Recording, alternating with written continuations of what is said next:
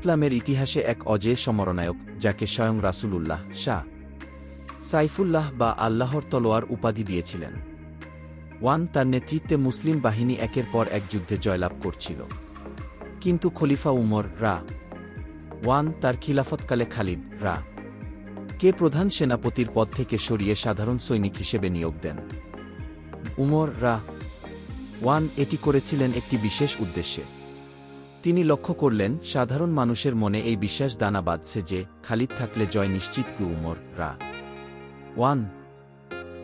চেয়েছিলেন মানুষের এই ভুল ধারণা ভাঙতে। তিনি চেয়েছিলেন মানুষ বুঝুক যে জয় কোনো মানুষের ক্ষমতায় আসে না, বরং আল্লাহ তাআলার পক্ষ থেকে আসে। কাঠগড়ায় খালিদ ভিডিওতে একটি বিশেষ ঘটনার বর্ণনা দেওয়া হয়েছে।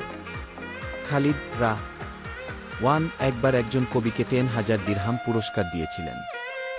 এই খবর খলিফা উমরের কাছে পৌঁছালে তিনি এর জবাবদিহিতা চান। তিনি জানতে চান এই অর্থ কি বায়তুল মাল, রাষ্ট্রীয় তহবিল থেকে দেওয়া হয়েছে নাকি খালিদ এর নিজস্ব সম্পদ থেকে। বিলাল এর ভূমিকা ও খালিদের মহানুভবতা। খলিফার নির্দেশে মদিনার মসজিদে এই জবাবদিহিতার আয়োজন করা হয়। বিলাল খালিদ কে প্রশ্ন করেন। খালিদ বিন্দুমাত্র অহংকার বা ক্ষোভ না দেখিয়ে অত্যন্ত বিনয়ের সাথে জানান যে তিনি এই অর্থ নিজের ব্যক্তিগত সম্পদ থেকে দিয়েছেন। সত্য প্রকাশিত হওয়ার পর উমর বুঝতে পারেন খালিদ নির্দোষ। শেষ দৃশ্য ও শিক্ষা। ঘটনার শেষে দেখা যায় উমর খালিদকে জড়িয়ে ধরেন এবং পরিষ্কার করেন যে তার প্রতি উমরের কোনো ব্যক্তিগত শত্রুতা ছিল না।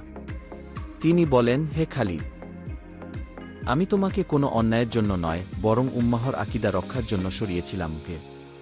খালিদ ও একজন মহান সৈনিকের মতো পদমর্যাদার মোহ ত্যাগ করে সাধারণ সৈনিক হিসেবেই যুদ্ধ চালিয়ে যান। তার মৃত্যু হয় নিজ বিছানায়, অথচ তার সারা শরীরে যুদ্ধের শত শত দাগ ছিল।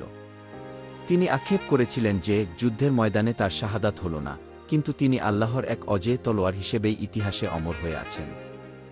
মূল শিক্ষা। এই গল্পটি আমাদের শেখায় যে ইসলামে নেতৃত্বের চেয়ে আকীদা ও সততা বড়। এটি দায়িত্বশীলদের জবাবদিহিতা এবং আনুগত্যের